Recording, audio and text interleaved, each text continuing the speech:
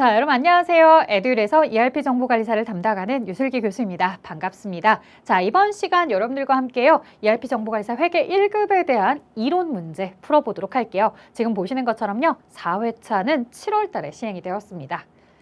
자, ERP 시스템 프로세스의 화면, 필드, 그리고 보고서 등 거의 모든 부분을 기업의 요구사항에 맞춰서 구현하는 방법. 자, 우리가 기업의 요구사항에 따라 주문 제작하는 것처럼 다 모든 걸 뜯어고치는 거, 이런 걸 바로 커스터마이징이라고 부르죠. 정답은 4번입니다. 자, 다음 볼게요. 베스트 프랙티스를 목적으로 가장 선진화된 내용으로 가고 싶다라는 거잖아요. 가장 최상의 상황으로 가고 싶다라는 표현입니다. 자, 이렇게 가장 최상의 상황을 우리가 구현하고자 목적으로 ERP 패키지를 도입하며 시스템을 구축하고자 할 경우 가장 적절하지 않은 걸 물어보는데요. 자, 우리는 BPR이다 라고 해서 비즈니스 프로세스 리엔지니어링이다 라고 하는 비즈니스 프로세스를 다시 깔는 이런 방식을 가게 됩니다. BPR에 대해서 진행을 먼저 1차적으로 1단계로 하고 ERP 구축을 할 수도 있겠고요. 그 다음에 ERP 구축과 BPR을 동시에 할 수도 있을 겁니다. 자, 그 다음에 여러 가지 ERP 패키지에 맞추어서 BPR을 진행할 수도 있는 거고요. 하지만 조심하실 점이 있습니다. 뭐냐? 우리가 ERP 패키지에 대해서 기존의 업무를 그대로 가져가면서 ERP를 수정한다? 그건 안 돼요. 기존에 있었던 낡은 관습들에 대해서 내가 잘못 처리하고 있었던 이런 관습들도 그냥 오랜 시간 동안 굳어져서 진행하고 있는 것들이 있단 말이죠. 이런 것들을 철저하게 과감하게 버리고서 가장 최상의 버전으로 가려고 우리는 ERP를 도입할 때 BPR을 진행하는 것입니다. 따라서 정답은 3번입니다. 기존 업무 처리에 따라서 ERP 패키지를 수정하는 것은 적절하지 못하다. 자, 3번입니다. 기업에서 ERP 시스템을 도입하기 위한 분석, 설계, 구축, 구현 등의 단계를 거칩니다. 라고 해서 이 as is 분석이다 라고 하는 건 이제 분석 단계에서 하고, 그리고 나의 to be 프로세스 어떻게 갈 것이냐, 미래는 어떻게 진행이 될 것이냐, 설계 단계에서 진행을 하게 되죠. 자, 이런 내용들 중에서 우리에게 이제 물어보고 싶었던 거는 뭐냐면 여기 갭 분석이다 라고 하는 내용입니다. 이 갭 분석에 대해서는 뭘 가지고 갭 분석이냐, 보통 이제 갭 분석을 설계 단계냐 구축 단계냐 뭐 이런 걸 가지고서 물어봤다고 한다면 여기에서는 아예 갭 분석이라는 게 뭐냐라는 그 내용을 물어보고 있었습니다. 자, 갭이라는 것은요, 이 현재 내가 도입하고자 하는 패키지와 내가 미래에 나아가고자 하는 나의 모습들에 대한 차이를 분석하는 겁니다. 그래서 내가 나아가고자 하는 이상향이 어느 정도 지금 차이가 나고 있는지, 그게 바로 4번의 패키지 기능과 to be 프로세스와의 차이를 분석하는 거. 이걸 가지고 우리는 갭 분석이라고 했던 거죠. 자, 4번 갑니다. ERP와 인공지능, AI, 빅데이터, 사물인터넷 등 혁신 기술과의 관계에 대한 설명으로 가장 적절하지 않은 것. 자, 현재 ERP는 기업 내 각 영역의 업무 프로세스를 지원하여 독립적으로 단위별 업무 처리를 추구한다. 자, 적절하지 않은 것에 대해 물어보고 있습니다. ERP는요, 단위별 업무 처리를 하지 않습니다. 우리는 통합적으로 업무 처리를 하고 있는 시스템입니다. 따라서 정답은 1번이 됩니다. 자, 나머지 여러분들 보시면 뭐 인공지능이다, 빅데이터다, 사물인터넷, IoT다 라고 해서 이제 나오는데, 제조업에서는 빅데이터 분석 기술을 기반으로 생산 자동화를 구현하는 거죠. ERP와 연계해서 생산 계획에 미리 예측을 하고 실시간 의사결정을 하는 거죠. 자, ERP에서 생성되고 축적된 데이터를 활용해서 기업의 새로운 업무를 개척할 수 있고, 비즈니스 간에 서로 융합하는 지원 시스템. 자, 현재 ERP는 인공지능, 빅데이터 분석 기술과 융합으로 전략적 경영 등의 분석 도구를 추가해서 상위 계층의 의사결정을 지원할 수 있는 지능형 시스템으로 발전하고 있습니다. 자, 다음 갈게요. ERP 도입 기업의 사원들을 위한 ERP 교육을 계획할 때 고려사항으로 가장 적절하지 않은 것은, 이렇게 물어보고 있습니다. 자, 당연히 ERP를 도입하고 나서는 계속해서 꾸준한 교육이 필요하고요. 그리고 단지 몇 명의 특정 인원만 사용하는 것이 아니라 전체적으로 회사가 모두 다 사용을 해야지만 ERP의 전체적인 기능들을, 효과를 볼 수가 있습니다. 자, 최대한 ERP 커스터마이징이 필요함을 강조한다? 사실 앞에 주문 제작하고 내 마음대로 뜯어 고치는 걸 커스터마이징이다 라고 했지만, 가급적이면 ERP 시스템 자체가 뭐가 되어 있기 때문에 이 ERP 시스템이 가장 선진화된 BPR이 다 수행되어 있는 상황으로 나오고 있기 때문에 커스터마이징을 통해서 회사 입맛대로 바꾸는 것은 최소화시켜야지만 우리가 ERP에 대한 효과를 충분하게 누릴 수 있다라고 합니다. 따라서 커스터마이징은 최소한도로 진행을 해야지 최대한 모두 다 뜯어고친다라고 한다면 또 오랜 관습대로 넘어갈 수 있을 가능성이 높기 때문에 최대한이 아닌 최소한도로만 진행을 하자. 자, 그 다음 볼게요. 6번부터 드디어 여러분들이 회계에 대한 내용입니다. 1번부터 5번까지는 2점 배점을 가지고서 얘기합니다. 그래서 경영혁신과 ERP는 10점이 만점이었고요. 6번부터 시작해서 이제 객관식들은 3점이 되겠고요. 주관식이 나오면 4점짜리니까 여러분들이 주관식도 나오고 있구나라는 거 체크해 주셔야 될 겁니다. 자, 하나하나씩 보도록 하겠습니다. 자본 변동표에 대한 설명으로 적절하지 않은 것을 물어보고 있습니다. 자, 자본 잉여금에 주식 발행 초과금, 감자 차익, 혹은 뭐 자기 주식 처분이익 이런 것들이 있겠고요. 주식 발행 초과금의 반대, 주식 할인 발행 차금, 자본 조정이죠. 감자 차익의 반대, 감자 차손, 그리고 자기 주식 처분 이익의 반대인 자기 주식 처분 손실 이런 것들은 자본 조정입니다. 자, 자본금, 자본 잉여금, 자본 조정, 기타 포괄, 이익 잉여금으로 구성이 되고 있습니다.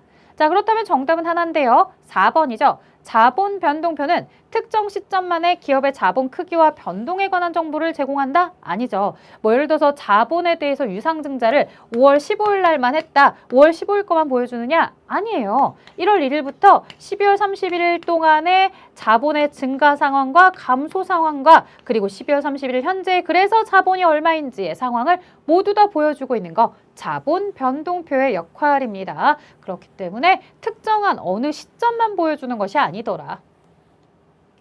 자, 7번 갑니다. 회계 순환 과정상 장부를 마감하는 과정에서 집합 손익 계정으로 대체하는 마감하는 계정이 아닌 것을 물어봤습니다.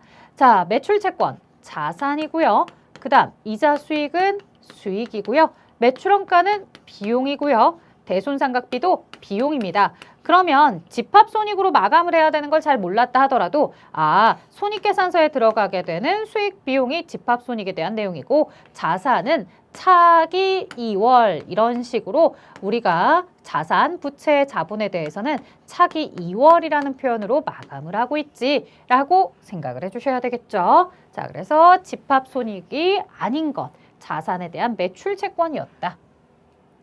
자, 8번입니다. 유동성 배열법을 기준으로 작성할 때 가장 먼저 기록되는 걸 물어봤습니다. 자, 유동자산과 비유동자산이다 라고 나와 있고요. 유동자산에 당, 재, 그 다음 비유동에 투, 유, 무, 기.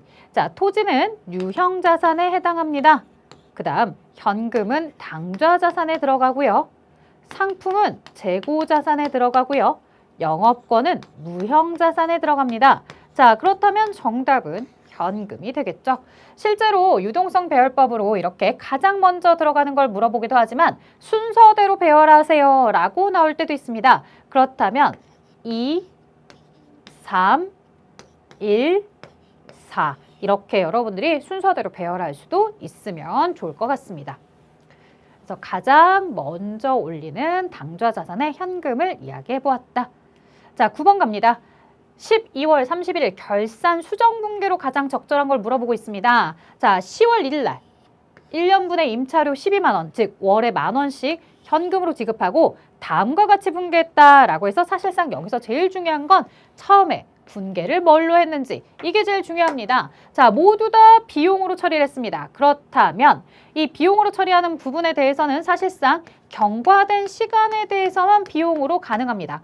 경과된 시간이란 건 10월, 11월, 12월, 3개월치만 우리가 임차료로 넣습니다. 나머지 그렇다면 3개월을 제외한 9개월치는 어떻게 하느냐? 차변에 있는 임차료 중에서 경과되지 않은 미경과된 시간 9개월에 대해 대변에 얼마만큼? 9만 원, 월에 10,000원씩 9만 원. 그리고 이 부분은 내년도에 지급해야 될 걸 먼저 지급한 상황입니다. 라고 하는 표현으로 이렇게 정리가 되어야 됩니다. 따라서 차변의 성급비용 9만 원, 대변의 임차료 9만 원 이렇게 표기가 되어야겠죠. 자, 그 다음 보겠습니다. 10번입니다. 생산성이 세금을 적게 내기 위해서 어떤 방법을 택해야 됩니까? 라고 합니다. 자, 생산성은 지속적으로 자금 사정이 악화되고 있습니다. 사실 이런 표현을 쓰지 않아도 세금을 적게 내기 위함이다 라는 거 여러분들이 잘 기억하시고요. 또 하나, 상품의 매입 가격이 지속적으로 상승하고 있습니다. 이 두 가지만 있으면 정답은 나와요. 자, 물가가 상승하는 상황입니다. 물가가 상승하는 상황에서 우리가 이익을 적게 내야지만 세금도 적게 내게 될 겁니다. 자, 그럼 이익이 작게 나오는 내용. 물가가 상승할 때 이익이 작은 것은 후, 총, 이, 선 이렇게 됩니다. 이익이 작은 순서, 원가가 큰 순서, 비용이 큰 순서는 후입선출법. 이렇게 이익이 작게 나와야지만 세금을 적게 내게 되는 거죠. 따라서 정답은 3번이 됩니다.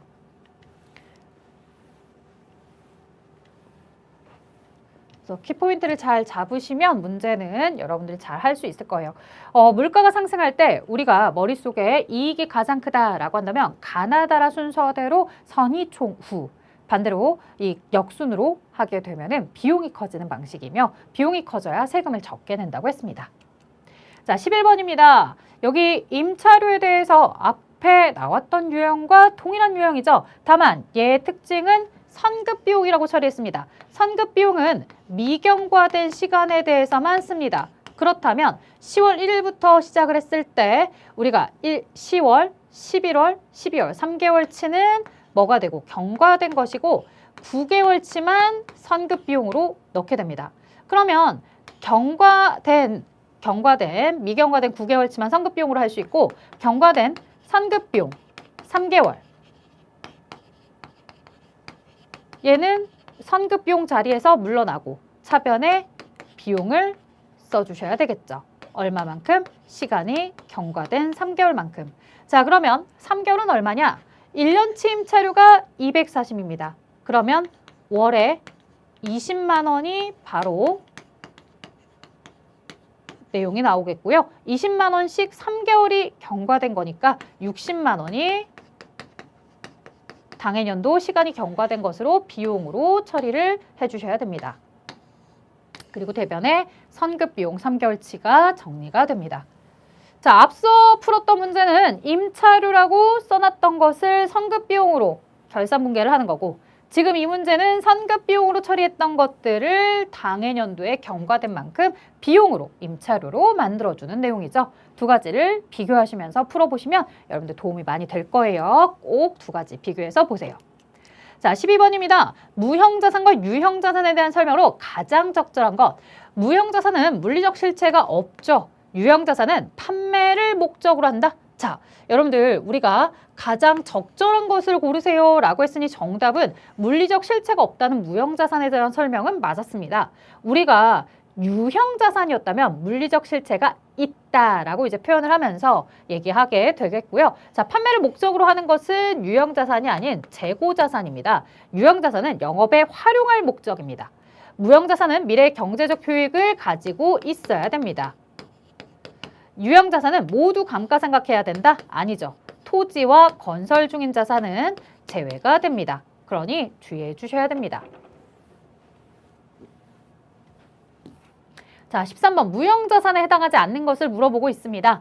자, 우리가 영업권 하면 무형자산은 맞는데요. 내부적으로 창출한 영업권에 대해서는 신뢰성을 갖추기가 어렵기 때문에 안 됩니다. 항상 내가 외부에서 유상으로 취득하는 부분에 대해서만 영업권. 그래서 우리가 항상 회사를 인수하거나 합병하는 과정에서 이렇게 표현을 하는 겁니다. 그래서 영업권은 내 스스로 혼자서 나의 가치가 얼마일 거야. 나의 영업권의 가치는 얼마일까요? 이렇게 표현하는 것이 아니더라. 나는 이걸 가지고서 외부에서 유상으로 항상 취득을 했을 때만 그 차이를 가지고서 얘기해 주는 것이다. 자, 나머지 뭐 산업재산권의 특허권, 실용신안권, 의장권, 즉 디자인권, 상표권 이런 것들이 있겠고 소프트웨어나 광업권 모두 무형자산 맞습니다. 자, 14번. 자본 잉여금 항목이 아닌 것은 이렇게 물어봅니다. 자, 대부분 이제 여러분들 잘 알고 있는 것들 앞서 보셨던 것처럼 감자 차익, 주식 발행 초과금, 보셨잖아요. 문장 안에서. 그리고 자기 주식 처분 손실이 자본 조정이기 때문에 자기 주식 처분이익이 자본 잉여금이야 라고 기억하는 친구들도 많이 있습니다. 네, 이런 내용들의 문제를 풀어봤던 친구들은 사실은 1번, 3번, 4번이 자본잉여금이기 때문에 여기서 답이 될 수 있는 후보는 2번밖에 없어. 이렇게 이제 접근을 하는 친구들이 있을 거예요. 자, 재평가 잉여금은요, 여러분들 교재에도 나와 있지만 기타 포괄손익 쪽에 해당하는 내용입니다. 따라서 잉여금으로 끝났다고 해서 헷갈리지 마셔라. 이 자본잉여금 세 가지, 주식 발행 초과금, 감자차익, 자기주식 처분이익은 반드시 꼭 기억해 주세요. 자, 15번입니다. 생산성의 재무상태표와 관련된 내용으로 현금 및 현금성 자산의 합계를 물어보고 있습니다. 자, 현금 및 현금성 자산은요. 현금, 그리고 당좌예금, 그 다음 보통예금, 그리고 현금성 자산입니다. 자, 이 네 가지를 우리가 현금성 자산이라고 할 텐데요. 그렇다면 당좌예금 들어가겠고요. 자기압수표, 땡땡수표 중 자기압수표 현금입니다. 타인이 발행한 당좌수표 역시나 현금이고요. 보통예금 들어갑니다. 자, 배당금 지급 통지표도 현금 안에 들어가는 항목. 선일자수표, 선일자수표는 매출채권이라든가 어음의 성격을 가지고 있습니다. 미래의 날짜에 결제가 이루어지고 있기 때문에 지금 현재 결제가 되지 않는 겁니다. 자, 우편환증서, 전신환증서, 소액환증서 나와 있죠. 우표는 통신비에 해당하는 내용입니다. 뭐뭐한 증서들은 모두 현금의 종류에 들어갑니다. 자, 그렇다면 여러분들 계산기 가지고서 700원 더하기 500원. 자, 그러면 1200원에 200원을 더하면 1400원. 자, 그 다음에 150원 더하기 450원. 이렇게 진행을 하시게 되면은 1400원에 1,800원, 1,900원, 2,000원. 자, 거기에다가 배당금 지급 통지표 200원에 그리고 전신환증서 100원까지 이렇게 하면 2,300원이 되나요? 자, 2300입니다. 숫자를 입력하시는 거예요. 원을 쓰지 않아요. 2300 이렇게 답을 쓰시면 돼요. 콤마를 하든 안 하든 상관은 없어요. 하지만 원자는 쓰지 마세요. 왜? 정답은 단위를 제외한 숫자만 입력하세요 라고 했으니 2300 이렇게만 답을 쓰셔야 됩니다. 자, 그 다음 봅니다. 매출 원가를 계산하세요 라고 하네요. 자, 매출 원가는요, 우리가 상품에 대한 혹은 매입에 대한 이런 계정을 가져다 놓고서 생각을 해보십시오. 자산 계정입니다. 차변이 증가, 감소가 대변. 자, 기초, 기말 이렇게 표현을 하죠. 증가를 할 때는 매입할 때 증가하고요. 이 매입액은 순매입액입니다. 자, 감소할 때는 매출할 때 줄어드는데 이 매출은 매출 원가라고 기록을 해줍니다. 자, 기초 재고액 20만 원에 총 매입액 140, 기말 재고액이 20입니다. 하지만 조심하실 점, 매입 할인, 매입 환출, 매입 애누리 이런 부분들에 대한 30만 원을 모두 다 제외하셔서 순매입은 110만 원이 되죠. 20만 원의 기초와 110만 원의 순매입액을 다 더하시면 130. 차변의 합계가 130이면 대변도 130이 되어야 합니다. 20의 기말 재고액을 차감하시면 110이 나오나요? 자, 그래서 110만 원을 합니다. 어차피 단위 자체가 원 단위로 기록을 하셔야 될 테니까 저는 이렇게 만원 단위로 계산을 했지만 실제로 답을 쓰실 때는 11, 00, 000 이렇게 쓰셔야 되겠죠. 역시나 단위는 생략을 하시고 11, 0 5개 이렇게 답을 써주셔야 됩니다. 그래서 답을 쓰실 때에도 답안 작성하는 요령들을 여러분들이 잘 체크해 주셔야지 시험장 가서 나는 너무 긴장한 나머지 혹은 너무 잘 쓰려고 원 단위까지 똑같이 쓰시는 분들 이렇게 보시면 나중에 당황할 수 있습니다. 정답 자체가 이미 단위는 나와 있는 상태 단위를 제외하고 금액만 숫자만 넣도록 하고 있죠.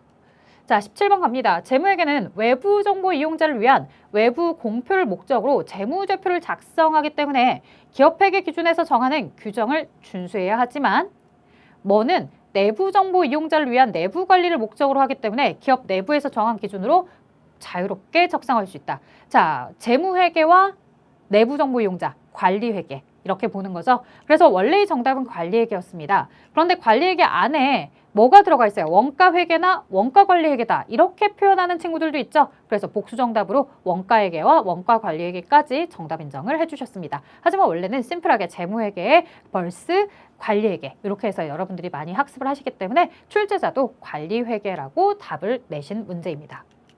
자, 부가가치세법상 주사업장 총괄납부에 관한 설명으로 적절하지 않은 거. 자, 주사업장 총괄납부는 뭘 이야기하는 거예요? 부가세 신고는 각각 하죠. 신고는 각각 하는데 납부를 한꺼번에 납부를 총괄해서 진행하는 방식입니다. 근데 납부만 총괄할 뿐이지 신고를 각각 해야 되기 때문에 사업자 등록도 각각 하셔야 되겠고 신고도 각각 하게 되는 거죠. 자, 총괄 사업장은 개인의 경우에는 주사무소로 진행하도록 하고 있고요. 승인 신청은 우리가 주사업장 총괄납부하겠습니다 라고 하려면 과세기간 개시 며칠 전에 20일 전에 해야 됩니다. 자, 그 다음 승인의 효력은 주된 사업장에서 총괄 납부 및 환급을 할 수 있고요. 사업장이 2 이상인 사업자가 납부할 세액을 주된 사업장에서 총괄해서 납부할 수 있는 제도가 바로 주사업장 총괄 납부였죠. 그래서 신고는 각각 하되 납부를 한꺼번에 총괄해서 할 수 있는 제도다. 19번입니다. 부가가치세법상 재화의 공급 시기로 적절하지 않은 것은 자, 수출 재화 같은 경우는요. 수출 신고일을 하지 않습니다. 물건을 배에 실어서 보내기 시작하는 선적일이 바로 뭐가 되는 거더라? 공급 시기가 됩니다. 자, 폐업 시 잔존 재화의 공급 시기는 폐업하는 때. 물론 다음 달 25일까지 신고를 하겠지만 신고일자가 아닙니다. 공급 시기를 물어보는 거였죠. 장기 할부 판매, 대가의 각 부분을 받기로 한 때입니다. 물건에 인도되는 시점이 아니죠. 현금 판매는 인도되는 때. 외상 판매나 이런 것들도 마찬가지로 인도 시점이죠. 우리가 대금을 받을 때는 여기 보시는 것처럼 장기 할부일 때만 대가의 각 부분을 받기로 한 때인 거고 외상 판매라든가 그냥 할부 판매의 경우에는 뭐가 되더라? 인도되는 때 이렇게 합니다. 자, 그냥 할부 판매와 장기 할부 판매 다르냐? 다르죠. 장기는 1년 이상 할부 판매다라고 표현하면 세법에서는 단기 할부라고 해석을 하셔야 됩니다. 그래서 장기 할부 판매는 대가의 각 부분을 받기로 한 때 맞는 표현들이었어요. 틀린 것은 이미 앞에서 나왔죠. 수출 재화는 선적일을 공급 시기로 합니다. 자, 법인세 신고 시 제출해야 되는 첨부 서류 중 모든 법인이 제출해야 되는 필수 서류에 해당하지 않는 것은 자, 필수 서류다라고 한다면 여러분들 재무상태표와 그 다음에 손익계산서 요거 이제 재무제표 종류에 들어가는 거잖아요. 그러다 보니까 현금흐름표도 재무제표 종류이지 않느냐? 아닙니다. 현금흐름표 같은 경우 재무제표 종류이긴 하나 필수 첨부 서류가 아닌 이 기타 서류로서 들어가게 됩니다. 따라서 현금흐름표는 필수 서류가 아니다. 대신 이제 세무조정계산서라든가 이익잉여금 처분계산서 이런 것들을 필수적으로 넣도록 하고 있습니다. 자, 법인세법상 세무조정을 유보에 해당하는 소득처분이 아닌 것은 이렇게 물어보고 있습니다. 자, 유보로 소득처분하는 것 혹은 자본금과 적립금 조정명세서 을서식에 작성해야 되는 요소 이걸 가지고 이제 유보로 소득처분하는 걸 물어보게 되는데요. 자, 접대비에 대한 한도 초과다라고 하게 되면 이걸 이제 접대비라고 표현하지만 사실은 여러분들이 미래의 시험을 준비하는 친구들은 기업, 업무, 추진비 이렇게 가셔야 되겠죠. 자, 이 기업 업무 추진비의 경우에는 우리 접대비에 대해서는 기타 사회 유출로 처리합니다. 한도 초과액. 따라서 유보로 처리하지 않습니다. 자, 매출 채권 자산에 대한 대손 충당금, 감가상각 유형 자산에 대한 한도 초과액, 퇴직급여 충당금이라는 부채와 관련된 내용들 이런 것들은 이제 주로 유보로 소득 처분이 되고 있습니다. 자, 그다음 보도록 할까요? 보기에 괄호 안에 들어가야 되는 법인세 세무조정의 소득 처분을 물어봅니다. 법인세 세무조정 소득처분 시 사회 유출. 자, 소득의 귀속자가 주주면, 출자자면 배당. 그 다음 임원이면 상여. 이렇게 가죠. 자, 그 외에 뭐 기타 소득도 있고 제3자, 그 다음 법인이나 개인사업자 같은 기타 사회 유출도 있어요. 자, 그런데 출자 임원이래요. 배당, 출자자다라고 했으면 배당일 거고 임원이었으면 상여일 텐데 출자 임원이다? 배당과 상여가 충돌을 하죠. 자, 그러면 누구로 가야 된다? 상여로 가야 됩니다. 배당은요. 순수한 주주일 때만 해당 사항이 있습니다. 순수한 출자자일 때만 배당으로 소득 처분을 하고요. 출자 임원처럼 이렇게 주주와 임원이 섞여져 있으면 상여로 갑니다.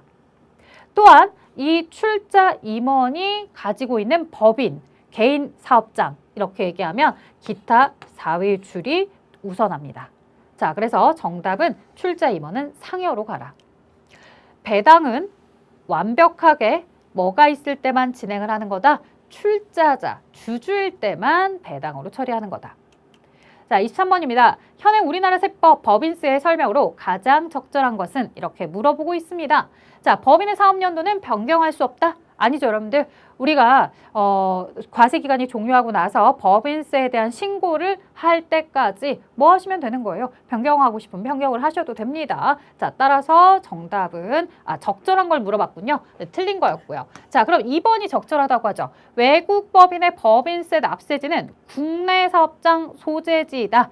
맞는 거는 요겁니다. 아무래도 외국 법인은 본점을 외국에 두고 있는 경우이다 보니까 본점 사무소 소재지라고 할 수가 없어요. 그러니 납세지는 국내에 가지고 있는 사업장 소재지로 아실 수밖에 없습니다. 자, 내국의 비영리법인 이렇게 나왔는데요. 자, 우리가 내국, 그 다음에 외국, 그리고 영리, 비영리, 그 다음 외국도 영리, 비영리 이렇게 나눠놓고서 각 사업연도 소득금액에 대해서 우리가 모두 다 과세를 합니다라고 합니다. 다만 이 비영리 단체들의 경우에는 국내의 원천에서 수익사업과 관련된 부분, 그 다음에 이 외국의 비영리도 국내에서 발생한 수익사업 관련 부분 이렇게 이제 나눠놓고 있죠. 자, 그리고 이제 외국 법인들은 영리와 비영리에 대해서 국내에 발생한 것만 이야기를 하고 있습니다. 자, 하지만 내국 법인들은 국내외에서 발생한 모든 소득들을 이야기하고 여기는 이제 수익사업을 얘기하는 거죠. 자, 이렇게 이제 각 사업연도 소득이 나왔고 토지 등에 관련된 양도소득 모두 다 과세를 해야 됩니다. 자, 그 다음 청산소득이나 미완료소득 영리법인에 대해서는 있지만 나머지 비영리라든가 외국 법인들에 대해서는 외국들은 어차피 자신의 본국에서 청산을 할 거기 때문에 청산소득이 대한민국 안에서 발생하지 않습니다. 비영리 단체의 경우에는 뭐 하기 때문에 청산소득을 분배하는 것이 아니기 때문에 역시나 여기에서도 과세되지 않습니다. 청산소득의 과세는 영리 내국 법인만 적용을 합니다. 그러니 비영리 법인이 납세 의무가 있다라는 건 틀렸죠. 비영리 법인은 토지 등 양도소득에 대한 법인세 납세 의무가 없다? 틀렸습니다. 토지 등에 대해서는 어떠한 신분을 갖추고 있든 토지와 관련된 부동산 투기를 하지 못하도록 모두에게 과세하고 있다는 점을 여러분들은 기억해 주셔야 됩니다. 자, 그 다음 갑니다. 원칙적으로 내국법인은 중간연합세액을 중간연합기간 종료일로부터 몇 개월 이내에 납부해야 되는가? 자, 이건 이제 암기해 주시면 됩니다. 2개월이다 라고 해서 숫자 2를 넣어주시면 됩니다. 그래서 중간연합세액에 대한 내용이었고요. 다음 갑니다. 자, 이 구조 기억하셔야 되겠죠, 여러분들. 법인세에 대해서 뭐 어려운 거 나오지 않습니다. 가장 기본적인 내용들, 이렇게 법인세 계산 구조. 자, 우리가 이미 손익계산서를 통해서 당기순이익이 산출된 상황이기 때문에 굳이 법인세법에 따른 입금을 다시 집계하고 손금을 다시 집계하는 것이 아니라 손익계산서의 당기순이익을 통해서 세무조정이라는 걸 통해서 입금산입, 송금불산입, 가산조정, 송금산입, 입금불산입, 차감조정해서 이렇게 차감한 소득금액을 계산합니다. 자, 거기에 이제 기부금에 대한 한도 초과액이라든가 2월 된 기부금에 대한 손금 산입을 해서 차감하게 된다면 나오는 걸 바로 여러분들은 각사다라고 외우셨죠. 자, 하지만 각사라고 이렇게 대답을 하시게 되면 오답 처리가 됐겠죠. 자, 이걸 각 사업연도 소득금액 이렇게 표현을 하셔야 돼요. 위에 세무조정하는 것까지는 차가감 소득금액이었다고 한다면 기부금에 대한 조정까지 모두 다 마친 것을 각 사업연도의 소득금액이다라고 이렇게 표현해주고 있습니다. 자, 그 다음에 26번입니다. 소득금액 조정 합계표 및 자본금과 적립금 조정 명세서 요 한자 아셔야 되죠. 을서식. 을의 작성과 연관되는 모든 항목의 합계액을 구하시오라고 되어 있습니다. 자, 지금 보시면 임원의 상여금이다 라고 하게 되면 상여로 소득 처분이 됩니다. 접대비 한도 초과액, 앞서 보여드렸던 것처럼 기타 사회출, 대손충당금과 감가상각비는 앞서 여러분들 유보로 소득 처분되는 것을 고르세요라고 할 때도 보셨던 내용이죠. 객관식에서 나왔던 문제에 대한 내용들이 똑같이 주관식에서도 나오고 있습니다. 정확하게 기억해 주셨다면 500만 원과 600만 원을 더한 1,100만 원입니다. 자, 이때 조심하실 점. 보기에 나와 있는 단위는 만원 단위로 답을 작성하도록 하고 있습니다. 따라서 여러분들이 1,100만 원을 이렇게 작성하시면 틀린 답이 됩니다. 얼마로? 1100으로 만원 단위를 지켜서 대답을 해주셔야 됩니다. 자, 콤마를 하든 안 하든 상관은 없어요. 하지만 만원이라는 단위를 쓰진 마세요. 단위를 제외한 숫자만 입력하라고 했습니다. 만원이라는 단위가 나왔기 때문에 1100으로만 쓰셔야 정답이 인정이 됩니다. 자, 27번입니다. 제품 제조원가 범위에 따라 원가 시스템을 가장 적절하게 분류한 것, 이렇게 나와 있어요. 제조원가 범위에 따라서 라고 이렇게 표현을 했는데요. 지금 이제 보통 보면 우리가 직접 재료비, 직접 노무비, 제조간접비가 있는데 이 제조간접비를 변동제조간접비다. 변동원가 성격의 변동제조간접비, 그 다음 고정제조간접비, 이렇게 나눠주는 거죠. 자, 전부 다 합하면 전부원가 계산. 변동비 성격만 가지고서 하면 변동원가 계산. 이렇게 얘기하죠. 자, 그런데 여기 한 가지 더 있습니다. 뭐냐? 직접 재료비만 가지고서 계산을 하면 초변동. 이렇게 표현을 합니다. 자, 따라서 제조원가 범위 전체를 다 할 것이냐, 아니면 변동비 성격들만 묶을 것이냐, 아니면 그 중에서도 초변동 성격만 가지고서 얘기할 거냐. 그래서 정답이 2번이 됩니다.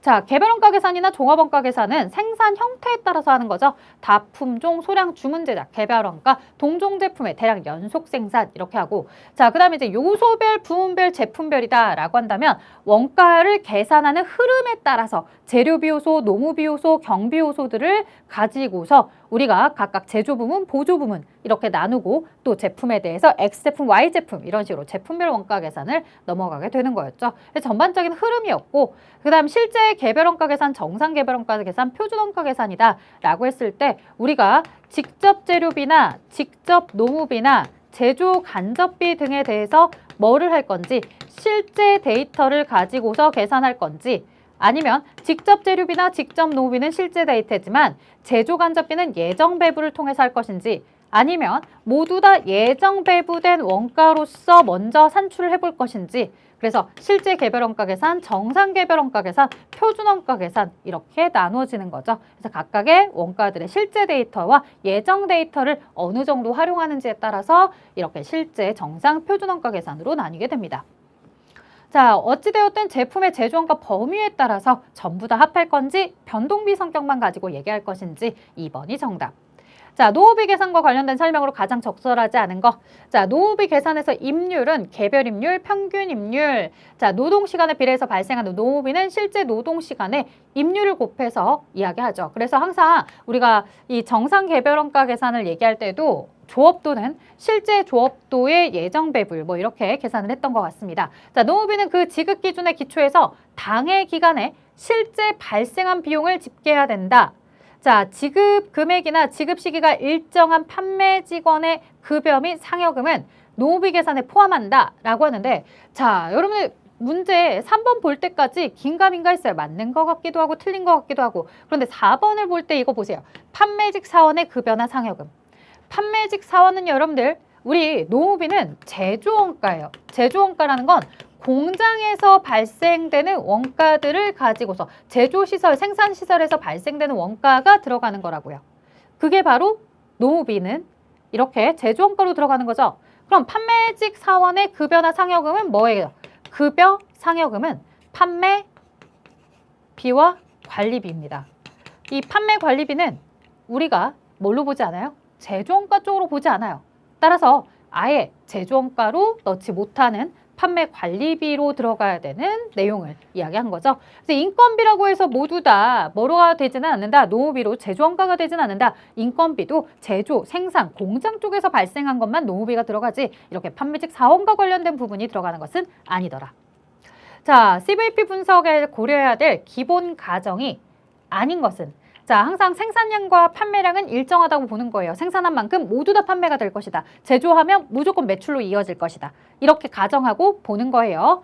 자, 그 다음에 모든 원가는 변동원가, 고정원가로 분류할 수 있습니다. 따라서 조업도와 원가를 놓고 보았을 때 우리가 이 고정원가 성격에서 생산을 하면 할수록 변동비가 이렇게 발생할 것이다 라고 하는 원가와 관련된 선을 그려놓게 되겠고요. 그 다음 판매를 하지 않았을 때는 전혀 매출이 이루어지지 않지만 물건의 판매가 있으면 있을수록 매출이 이루어질 것이다 라고 접근을 하는 거죠. 그래서 수익이 발생할 것이다 라고 이야기를 합니다. 자, 하여 이 비용 범위를 벗어나서 이익이 나기 시작하는 요 시점, 요 BEP다 라고 해서 손익분기점 이야기를 하는 거죠. 자, 그러면 제품의 종류는 하나이거나 복수 제품인 경우에 매출 배합이 일정하다라고 이렇게 가정을 하기로 하고요. 자, 수익과 원가의 행태는 확실히 결정이 되어 있으며 관련 범위 내에서 곡선이 아니에요. 근데 곡선은 이렇게 휘어지는 게 곡선이다. 지금 보시는 것처럼 내가 뭘로 그렸어요? 직선으로 그렸습니다. 그래서 이걸 반드시 우리가 변동비가 생산을 하면 할수록 계속해서 증가하게 될 것이다 라고 하는 거, 매출도 이렇게 계속해서 선형으로 곡선으로 직선으로 증가하게 될 것이다. 이런 표현들로서 여러분들이 기억을 해주셔야 됩니다. 자, 그 다음에 볼게요. 30번입니다. 영업 레버리지도를 구하래요. 자, 영업 레버리지도는 공식부터 영업 레버리지도는 0, 0이다. 이렇게 저는 0, 0, 0 이렇게 해요. 자, 0, 0, 0이라는 건 뭐냐면 영업 레버리지도는 공헌 이익을 영업 이익으로 나눠주세요라고 식을 보시면 됩니다. 자, DOL 영업 레버리지도를 공헌이익부터 먼저 산출을 하자면 공헌이익이 뭔지 알아야 돼요. 공헌이익은요, 매출액에서요, 무엇을 차감한 거? 변동원가. 변동원가를 차감한 걸 우리가 공헌이익이라고 불러요. 그리고 여기에다가 무엇을 차감하면? 고정원가를 차감하면 나머지가 영업이익이라고 부를 거예요. 자, 그럼 현재 알려준 수치 데이터는 매출액 100만 원과 고정원가 30만 원은 알려준 상태예요. 변동원가는 매출액의 60%가 변동원가예요. 그렇다면 60%를 빼고 나면 40%에 해당하는 40만 원만 공헌이익이고 고정원가 30을 차감하면 영업이익이 10만 원이 됩니다. 하여 영업이익 10만 원을 10만 원 그리고 공헌이익은 40만 원. 공헌이익 40만 원을 영업이익 10만 원으로 나눠주시게 되면 DOL은 4로 이렇게 됩니다. 자, 이런 내용들이 있었고요. 만약에 영업 레버리지도가 아니라 안, 영, 공, 즉 안전한계를 구하세요 라고 했다면 이렇게 계산을 하실 수도 있어야 되겠죠. 자, 이런 내용들도 있습니다. 그래서 뭐 25%다 라고 하는 경우들도 있겠죠. 그래서 안전한계율을 구하라고 했는지 아니면 영업 레버리지도를 구하라고 했는지 0, 0, 0 이렇게 기억을 해서 영업 레버리지도는 공헌이익을 영업이익으로 나누어서 4를 정답으로 체크했다. 자, 그 다음에 이 내용은 부문별 원가 계산입니다. 부문별 원가 계산이다 라고 했을 때 뭐 보조 부문비를 제조 부문에 배부하자. 자, 그 다음에 부문의 공통비를 각 보조 부문에 부과하자. 자, 부문의 개별비를 각각 보조 부문에 배부하자 라고 되어 있고, 그 다음 제조 부문의 각 제품에 배부하자 라고 되어 있어요. 일단 뭐 제품에 배부하는 건 가장 마지막에 이야기를 해주셔야 되겠죠. 일단 우리가 뭐 절단이다, 조립이다 라고 하는 보조 부문에 대한 원가, 그리고 이제 제조 부문에 대한 보조 부문은 전력 부서다, 수선 부서다 이런 부서가 있겠고, 그 다음 제조 부서는 절단과 조립, 그리고 X제품, Y제품 이렇게 이제 제품별로 마지막 원가 계산이 이루어지게 될 거예요. 그러면 제일 먼저 뭐부터 해야 되겠어요? 이 보조 부문의 원가를 제조 부문으로 배부하려면 각각의 부문의 공통비와 개별에 대한 보조 부문에 대해서 구분할 줄 아셔야 되겠죠.